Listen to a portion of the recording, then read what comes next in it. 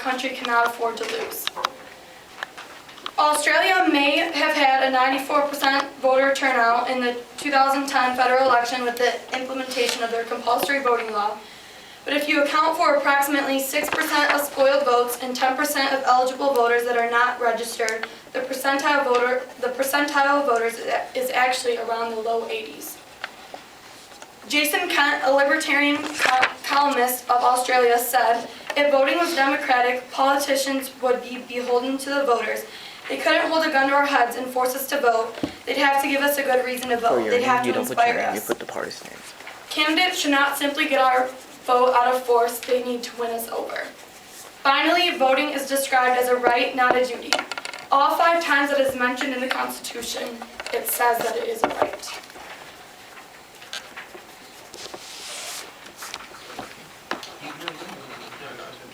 Oh, yeah. Very nice try. The United States should enact a system of compulsory voting laws to increase political participation. Today, about only half of the population vote in major elections. That leaves the other half politically disenfranchised and misrepresented. A mandatory voting system would allow polls to accurately represent the wants and needs of the American people and not be skewed by low voter turnout. Voting is a civic duty to our nation, and its citizens, as its citizens, we should participate in its elections. With compulsory voting laws, the United States would no longer have a need for a voter registration system, one of the reasons many do not vote already, and allow our standard identification is to count as voter registration. Also, high political turnout decreases the risk of political instability by a crisis or the establishment of a dangerous but charismatic leader. By establishing compulsory voting laws, the United States would be more accurately portraying the goals of the American people and create more civic participation.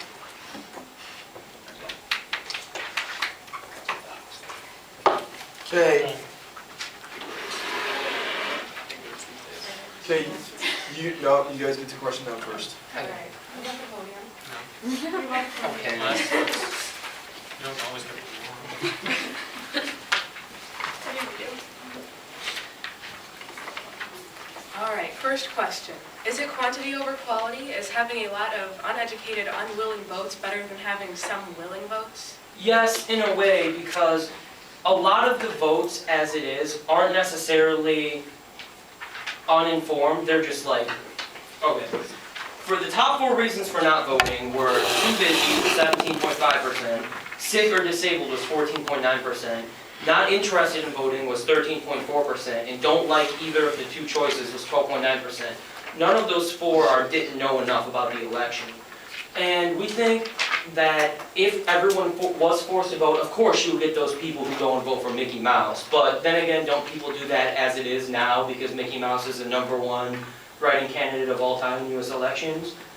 But we feel that a step that could be added to the compulsory voting law is they could hand out small pamphlets that briefly go over all of the parties in the election, their stance on certain issues and their ideas, and that can be given to voters immediately before they vote, so they could take a couple minutes just to know who they would be voting for. And we feel that that would get a lot of the disinterest and misinformation out of the way. Where would the money to make these pamphlets come from? It come from actually the decrease, because there's actually a lot of campaigns as it is in the media and government to actually get people out to vote. There's some aimed at teenagers, there's some aimed at specific ethnic groups, and we feel that instead of getting people out to vote, because it would be mandatory as it is, you wouldn't get people out to go do something that they were being forced to do anyway. That money could be redistributed to print out pamphlets, and they would be small anyway. It would be not that cost effective not cost intensive in the first place. All right. Studies from Western Europe have shown that people in countries with mandatory voting are no more interested in politics and no more likely to discuss them with their families. What's the real benefit? The real benefit is that it gets... Let me look at it. For one, it gives a more accurate representation of what the population wants. Yes, there are people who will be apathetic, but apathetic voters are more than likely dissatisfied voters in the first place. And if dissatisfied voters usually vote for third parties who won't win in the first place. So we feel that a lot of that would be in the margin of error that would be that wouldn't count in the first place, and the true representation would go up while the errors from apathetic voters would be minimal at worst. And what is the statistic on that? What percentage of people that are being forced to vote don't like, or what is that percentage? I'll be asking the questions here. So they don't have a statistic. Write that one down for later. So what you're saying is that people that are dissatisfied with both of the parties should be forced to vote and pick one that they're not even satisfied with? Yes, in a way, we view it as similar to jury duty, and there are many people who aren't satisfied with the court system, aren't satisfied with the legal system, but still they're forced to partake in jury duty and go out of their way to do that. So we feel like it would be similar, the mandatory voting system would be similar to the current system surrounding jury duty. Well, are you aware that it's called jury duty because it's a duty and voting is a right, not a Is duty? it also not a statistic? Well, we feel that some rights are transferable to duties, such as like, if you own something, if you own like property, that is a right, but then there's also the duty extended to that right to pay property taxes. It's a right to have a job and work and get an income, but it's also a duty to pay income taxes off of that income. Also, So, Neil Kinnock of the Labour Party, he's a Labour Party cabinet member in Britain. He says democracy is a state of responsibility, and voting is responsibility of that. And just as you've got a responsibility to get your child to school, you've got a responsibility not to park on a double yellow lines, you've got a responsibility not to burn smoky fuels in a smokeless zone, you've got a responsibility to vote. But those things are laws. Voting isn't a law. It's a right. But, yeah, but it's called compulsory voting laws. it's assuming that a new law would be enacted. So a major difference between this jury duty and the right to vote is that nobody would go to jury duty on their own, whereas there are people who would vote on their own. Can you explain what you mean? Like, how many people would miss a day of work and would lose their free time to go to jury duty, whereas there are people who do want to vote. So that's why we don't need to make voting a law. Well, we've seen that, in 1996, only 48% of the eligible voting population voted. And in 2008, there was a slight boost to 64%, but that can be accounted to the ethnic vote that was because of the first prominent African-American candidate. But it's about half. If we leave it up to people who simply want to do it, then we're only getting half the vote. If we leave paying taxes up to only people who want to do it, then the government won't make any money. That's why taxes are a law. That's why this should be a compulsory voting law. That's why a new law should be enacted. What was the percentage in 06? In 1996 it was 48%, 2008 was 64%. Okay, I have a scenario for you. Let's say you walk in a room with two doors, a red and a blue one. Which one would you choose? Wait, is this the what if game? No, No? just. Why would you choose that door? Horse walked into a bar. I mean, people can say that they don't know anything, but in reality, No, I asked why would you choose a red door? I mean, I have red is admittedly my favorite color, but the point of it. So what you're saying is that okay, how do I phrase this in a question? So what you're saying is that it's all right for people who walk into the voting election to vote. They could choose, like, say, Republican because that represents red because red is their favorite color. And that's how you want our elected officials to be represented. I don't think that, in theory, that might happen, but if you think about it, It's getting hot. people may claim they don't have a bias, people may claim they haven't been impacted by the agents of socialization, but Got all everybody here. has, especially from a young age. Everybody watches the media, everybody either has a liberal view or a conservative view, or in a mix of the two. Everybody has something that they think. Nobody is completely apolitical, despite how much they would like to be. Everybody has ideas. So yes, there might be some people who take voting as a joke and vote for that, but we feel that that margin of error would be slim at best. And we feel that if we distributed the before mentioned pamphlets, that would do away with a lot of misinformation. Do you really think that Americans who are obsessed with personal liberties would be okay with being forced to vote? People aren't, as we said before, people aren't okay with paying taxes, but there's certain things that the government needs to do. The government needs money, as well as the government needs the consent of the governed. And how are we supposed to get that consent of the governed without asking them what it is? So, you agree that we need to decrease our national deficit? Somewhat. Okay, well, in that somewhat, there's also, so that means you kind of agree. How is this related? Let me explain. Yeah. Yeah, let him finish. So, Oh, Jesus, man, let me get I know. this down before you shoot it down. okay, so it will cost money not only to provide, like, but, okay, it will cost money to, if we have more voters, it will cost more money because we will have to provide. Shh, hey, let her finish. Okay. Yeah, so like in Australia, which it wouldn't be the same cost here, but it would be similar, it's $5 for every ballot. And Australia only had, what was it, like 12 million voters with their high voting attendance, whereas we had over 120,000 with our low attendance. So, 4 million. yeah, with that many people, do we really want to be encouraging more money? If you're going the expensiveness and cheapness route, then wouldn't the cheapest alternative be to not hold elections whatsoever? But we both know that that's not realistic. Because the cheapest alternative would be to print no ballots and to not take the people's opinion at all, but We didn't say the cheapest route altogether, we said the cheapest route with still having voting elections. Okay, so how about, and especially with voter registration, the decreased costs from the voter registration program that now are not necessary because you can use your standard ID, those costs would also decrease. So, and we feel like while we need to decrease the national deficit, there's also things that are more important than decreasing that, such as accurately determining what Americans want for their government and their country.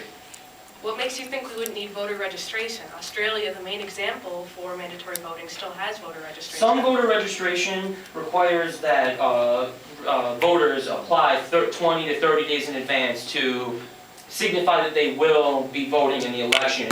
On the assumption that everybody will be voting, nobody will need to register anymore because everybody will be voting. The only case you may need to register is like if you were going out of the country, if you're currently unable to get to the voting location because you're sick or disabled, stuff like that. But that would be much smaller than the current cost spent on voter registration today. All right. Some religious groups, such as Jehovah's Witnesses, believe that they should not be involved with politics. Is this not a violation of freedom of religion? Well, doesn't the law supersede religious rights? Because the Aztec religion requires human sacrifice and cutting the heart out of participants in that religion. But if people still held that religion, I don't think we would legalize There's a and difference between pardon the murdering law for people them. and voting. I mean, both of them are religious ideas, so is there... if I worship a flying spaghetti monster, and like, people can make it, people determine their own beliefs, and it could be some religion with one follower, and that could be just you. And A religion could say, have no allegiance to your government, do not pay any taxes. Would we really say, okay, that's your religion, we're not going to charge you for anything, go ahead? No, we wouldn't, because it's not So what you're realistic. saying is it's right to infringe on people's religion. I don't think this is not necessarily saying, don't worship your God, you bow down to our government. This is saying, hey, you live in our country, you need to respect the laws of our government. I think that requiring say. people to do something as voting would be very fair. And also, yeah, the point please. Some of the European countries that enforce mandatory voting, they allow these religious groups to be excused. They just have to show that they are in fact of these groups. So would you do that if you enacted a compulsory voting law? Is that what you would do? More than likely, depending on the faith, depending on the amount of followers the faith? faith has. Anyone who is views that voting would violate their rights. It's the same thing that the amount of followers. So how would you determine if you are violating their rights or not? An evaluation process. I mean, this isn't part of the law right now. This is essentially a what-if argument. What if this religion is offended by this? I mean, you brought it up. Religions do keep membership records, by the way. So, Okay, flip it around.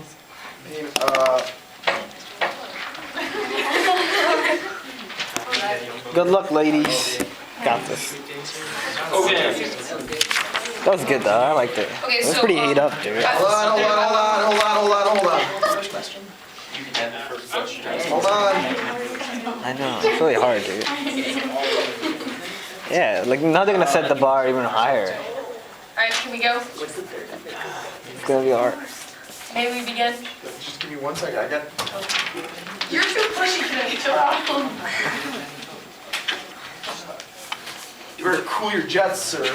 Remember who's grading this.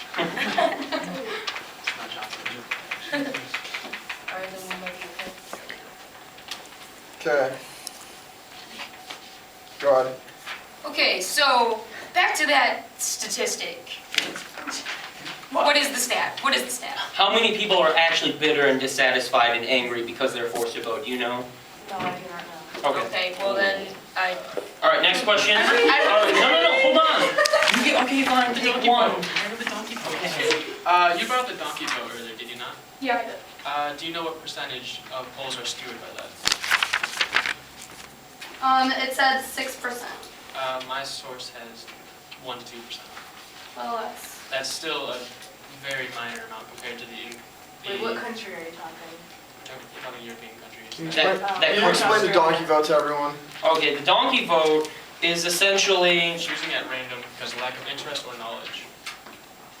Like at random, so it would be like me just going there and saying Mickey Mouse. Mickey Mouse, or Like closing your eyes and picking. yes, that's donkey Or vote. picking, ooh, I like the color red, that's a donkey vote. Okay, next question. Our 32nd president, Franklin D. Roosevelt, one of the most famous men in our country's history, specifically said, I quote, "Nobody will ever deprive the American people of the right to vote except the American people themselves, and the only way they could do this is by not voting." How do you respond to that quote? It's still a right, they don't have to vote. Well, then it's basically they're depriving themselves of the right. And they have the right to deprive themselves.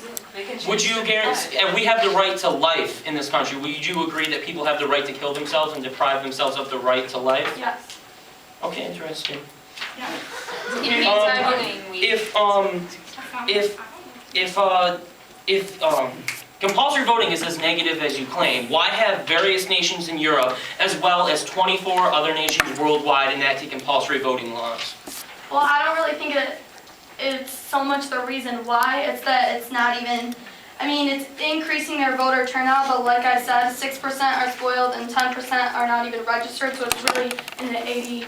Okay, so 16%. But as said before, the normal percentage for voting is around 48%, as showed in the 1996 election. That's still about 40% more than we would have had before if you discount the 16%. What do you say to that? It goes back to quantity over quality. We don't think it's as many votes that count, it's the quality of those votes. So you believe the quality of person should define the nation and not the overall population? No, It's saying that if somebody doesn't think that they know what is best for themselves in the country, they shouldn't be forced to choose. Who's to say that they don't know?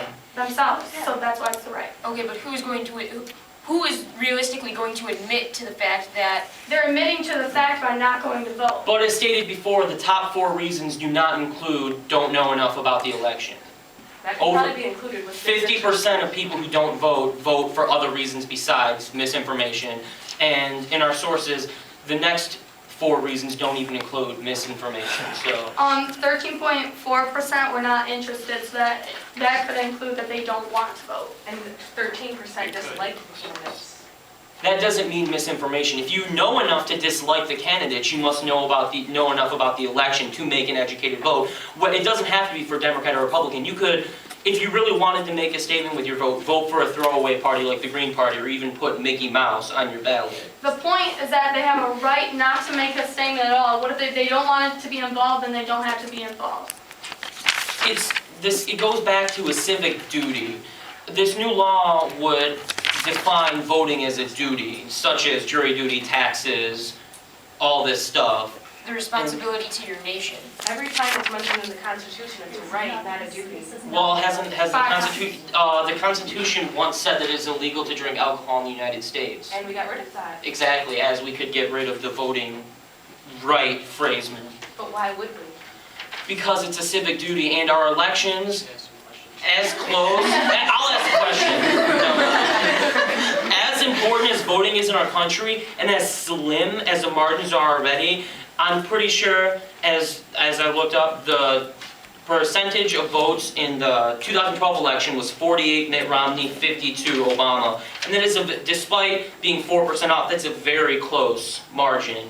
We feel that we could get away from close margins and get into more actual decisive victories than that. Because people like to say that one candidate won the election, but if it's a 48-52, in reality, they both had half of the voters who voted, in essence. So, who's to say, if we had more voters, specifically voters like such as African Americans who typically feel disenfranchised, who typically feel that the voting locations are quote unquote racist or like meant for white people. If we decrease the registration process, which is a problem for many of them, and we make it easier to vote as well as compulsory to vote, we would get all of their votes and more accurately display the results of the election. So, but you said you wanted to decrease. Okay, no, wait, what is this? I'm asking you questions here. No, I have something to say. No, we didn't ask you a question. Why was I answering your Say it question? on a rebuttal. Okay, what are some negative statistics of compulsory voting? Do you have any concrete evidence that compulsory voting is negative? Such as polls, quotes, statistics, do you have any of that to prove negative effects of compulsory voting? Well, there has been no positive effects. People aren't any more. 100% voter turnout, you wouldn't describe that as a positive effect? We're- 100%. Yeah. Close, 95 to 100% And discounting. Going back for the third time, it's really in the low 80s. Compared to That's the still 40 higher Compared to than the 48%. 48%. Yeah, well, It's double the turnout, it's double the don't representation. say that it's 100% because, Close to I mean, 100%. 20% is pretty if- large. You're saying that you want to increase it, and by adding 20% to 48%, that makes a big difference, just like you would say 80%. Okay, 16%, 84%, that's still, some would agree that that would round up to 100%. Okay, next question. Really? If Well, it's 100. If apathy and disinterest are negative effects produced by compulsory voting, then why do many voters in our current system still vote for people such as Mickey Mouse? If disinterest and all of the stuff stems from compulsory voting, then why are people still disinterested and misinformed? Because they are choosing to make a statement that they disagree with the candidate. But how would you know if they're either misinformed or dissatisfied? How would you know that every person who votes for Mickey Mouse doesn't know who Barack Obama is, doesn't know who Mitt Romney is, doesn't know who Jill Stein of the Green Party is? How would you know that they don't know who any of these people are, and they're just using, oh, these people, I don't know who they are, Mickey Mouse? How would you know? It doesn't matter if they know who they are. They But you're express saying it. that misinformation, not knowing who the candidates are and their stances is a problem produced by compulsory voting, though, and now you're saying that doesn't matter. No, we're saying that's one of the problems, but the even larger problem is that we're infringing on their right, and their right is to choose. So Jeff Hoon, who is a Labour Party cabinet member in Britain, says, "I rather think if you make it compulsory, then there may be one or two fines, but then I think that most people will say then, oh yes, this is something I really have to do." So I think that it's overcoming that kind of inertia. So I think that it's people can consciously don't vote. I think that people get into the habit of not voting. So people are in the habit right now of not voting. If we make a law that says that you have to vote, then they come into a habit of forcing themselves to vote. Over the course of 2 generations, nobody remembers not having the choice to vote. There, boom, done. It takes 40 years. There was a woman mentioned in an article that we read in Australia that said she intentionally doesn't vote every year and would rather pay a fine. So, Then that slim margin people who would rather do something for free, or no, get charged money than do something for free, I guess they can be, how should I say this, financially masochistic and do this to themselves. What about people who have no money and no way to get to the No, election? we're asking We questions. also previously said that we would account for those, and I'm asking the questions here. But, You can answer okay, it. do you agree with the statement that the combined opinions of every voter could prevent radical, dangerous, charismatic leaders like Hitler from taking power? Because if you asked everybody, it could like give more wider opinion and prevent leaders like those from arising? I don't necessarily agree that it could prevent it because it could also promote it because people could vote, they could have not know anything about the candidates, and they could pick Hitler. I mean, people like Hitler. But what if there was a radical white, okay, in our current system, where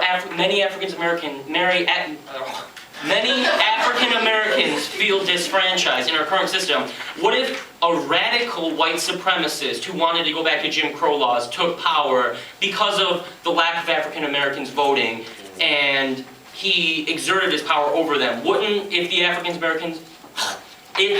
Americans had been forced to vote, wouldn't that have prevented him from rising to power? The African Americans would then choose to vote against him. but I he's got already that in on power. too. So despite they having, So, I mean, I want to but isn't clarify. the going into a room and picking red or blue, if I had the choice, what if as well? Wait, no, I want to clarify here. I'm not asking you a question. I'm saying, so you're saying that he's already in power. No, I'm saying that in the election, say that many African Americans don't vote, say both of the candidates are white, as in many previous elections, they feel no need to vote for someone such as Obama because they feel that he doesn't represent them, so they choose to stay out. They're not being forced to, and one of the candidates is a radical white supremacist, and he comes into power because African Americans didn't vote. But if they would have voted, he would not have come into power. If they would have known of his radical white supremacist ideas, they would have voted against But him. many African Americans admit to feeling disenfranchised and that voting is quote unquote for white people. They would probably hear about this and vote against it. That's just kind of logic. You're assuming. Yeah, you have to assume. We're also assuming, This is but, hypothetical. Okay, that's it.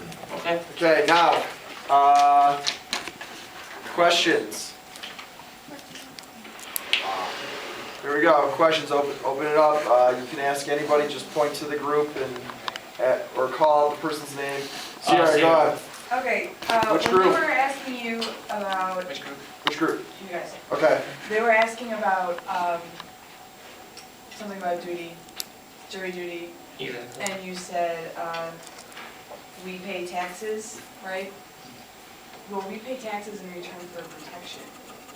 Exactly, as you could say that we vote in exchange for our consent, that the government expresses what we want. You could say that our vote, we give them our vote, they give us what we want. you don't necessarily always get what you want.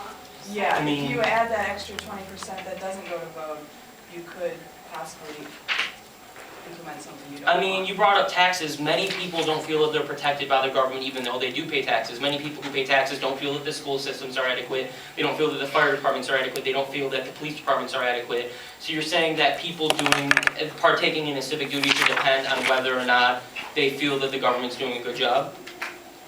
The purpose of voting is to help get those who have the similar viewpoints as yourself get elected. So, like how we pay taxes to, get our protection in return, your voting is like your tax, and in return, you're trying to get those changes made in the government to better suit your viewpoint. If you're not going to take any steps to change the government by voting, how do you expect the government to change? If the typical hardcore right and hardcore left people vote, then when will the elections ever be any different? any other questions? B, get off your phone. Michael? For you guys, during the election time, does that mean that no one could take any vacations or leave the country? No, not necessarily. They would just have to notify the government that they were leaving the country. And I get what you're saying. You could say that people, in order to escape voting, could travel out of the country. But I think it goes back to the issue again that it's free to vote. Why wouldn't you just vote instead of paying hundreds of dollars to fly or drive out of the country? There's also Yeah, we forgot to state that voting would, sometimes it opens up on Sunday and then goes Monday through Tuesday. We would make that nationwide in the new law. You have early voting. There's So it's not just one day, it's like, oh, if you miss it, you're screwed, you pay a fine. It's not that. the ways Voting that, days, voting, instead of having it just the one Tuesday, where maybe people can't get off of work or other activities, we open it up to a several day system. That way it gives everybody the fair opportunity to vote. And it'd almost be like a holiday, in a sense. Not Hitler, I mean Hainer.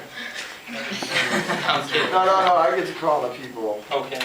Yeah, go ahead. Who else had their hand up? Allie, you had your hand up? Who had their hand up? Okay, the last two questions are right here. Michael and... You didn't have your hand up? Oh, Yeah, I'm B, sorry, that was me, I was just kidding. B and Jessica. How would you I was deal thinking with so. someone that they were, For us? Yeah, Okay.